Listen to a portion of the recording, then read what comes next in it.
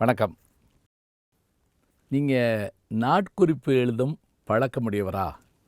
உங்களுக்கு ஒரு பாராட்டு, உங்களுக்கு ஒரு வாழ்த்து. நான் எப்போவாவது எழுதுவேன், எப்போவாவது குறிப்பேன். ஆனால் இதை தொடர்ந்து செய்யணும்னு எல்லாரும் அதை வேண்டிக்கிறாங்க. என்ன காரணம்? இந்த நாட்குறிப்புங்கிற சொல்ல கூட டைரி அப்படின்னு நமக்கு பழக்கப்பட்டு போச்சு. டைரி என்பது தமிழ் சொல்லா அப்படின்னு கேட்டால் இல்லை, அது ஆங்கில சொல்லும் இல்லை. அதுதான் ஆச்சரியம். ஆங்கிலத்துக்கே பல சொற்கள் லத்தீன் மொழியில் தான் வந்திருக்குது.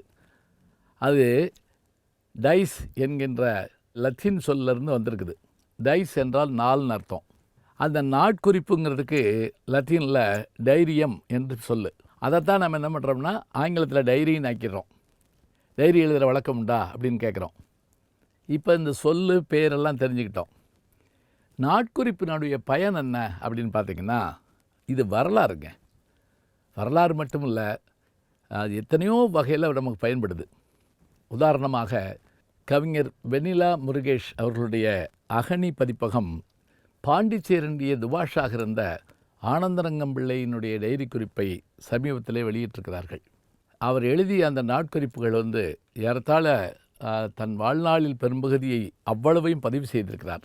இந்த நாட்குறிப்புகளுடைய பயன் என்ன அப்படின்னு பார்த்திங்கன்னா, நம்மளுடைய நினைவுகள் மட்டும் இல்லைங்க, அரிய செய்திகள் நமக்கு கிடைக்கிது.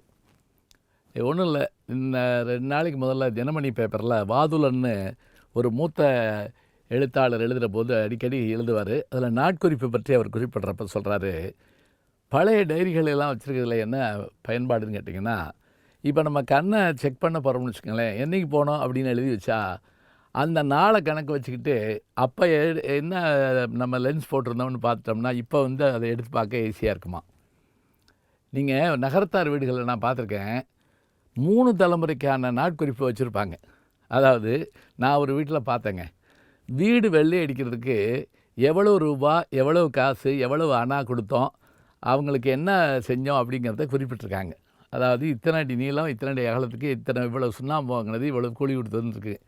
இது எப்போ 1890 ஒரு இந்த குறிப்பை பார்க்குறோம். இப்போ பாருங்கள், செலவுகளை குறித்து வைத்தல், வரவுகளை சொல்லி வைத்தல், நாம் யாருக்காவது பணம் கொடுக்குற போது அதையும் சொல்லி வைத்தல் என்று நம்முடைய வீட்டுக்கே பயன்படுகின்ற வகையில் பல விஷயத்தை செய்யலாம். ஏன், எல்லா மனிதனுடைய வாழ்க்கையும் ஒரு டைரி தாங்க. கைதியின் டைரின்னு படம் எடுத்தார் பாரதிராஜா. எல்லாருடைய டைரி நமக்கு கிடச்சதுன்னா எவ்வளோ நல்லா இருக்கும். எத்தனை கவிதைகள் மறைஞ்சிருக்குது நினச்சி பாருங்கள். அயலகத்திலிருந்து வந்த பயணிகள் தங்களுடைய நாட்குறிப்புகளில் எழுதின செய்திகள் வச்சு தான் பல இதுகளை கொண்டு வர்றோம். இன்னும் கூட மதுரகவி பாஸ்கரதாஸ் அவர்களுடைய நாட்குறிப்பை பார்க்குறப்ப என்ன மகிழ்ச்சியாக இருக்குங்கிறீங்க. அவர் மதுரையில் 1931களில் 30களில் எந்த உணவு விடுதியில் சாப்பிட்டாரு, எங்கே தங்கியிருந்தார், பாய் வாங்கிட்டு வந்தது எப்படி, எங்கே எல்லாரோடையும் பேசினார், அப்போ பாட்டு எழுதுனது எப்படி, நாடக அனுபவம் எப்படி, எல்லாத்தையும் சொல்கிறாருங்க. இப்போ ஒரு தனி மனிதனுடைய நாட்குறிப்பு அவனுடைய செய்திகளை சொல்லுகிறது என்று சொன்னால், வரலாற்று சிறப்புமிக்கவர்களுடைய நாட்குறிப்பு தமிழக, இந்திய, உலக வரலாற்றை சொல்வது என்பது ஒரு உண்மை. உவேசா அவர்கள் போகிற இடத்துலெல்லாம் குறித்து வைத்த செய்திகள் தானே கண்டதும் கேட்டதும், நினைவு மஞ்சரி என்று பல நூல்களாக வெளிவந்து நமக்கு பெருமை சேர்த்தன. அதனால் டைரி இருந்தால் எடுத்து பாதுகாத்து வைங்க. டைரி எழுதுகிற பழக்கத்தை வச்சுக்குங்க. நம்முடைய உடல்நிலை பற்றிய டைரியை குறிப்பு வைங்க. எப்போ போய் மருத்துவரை பார்த்தோம்னு கூட பாருங்கள். வந்துட்டு போன விருந்தாள் பேரை ஞாபகம் வைங்க.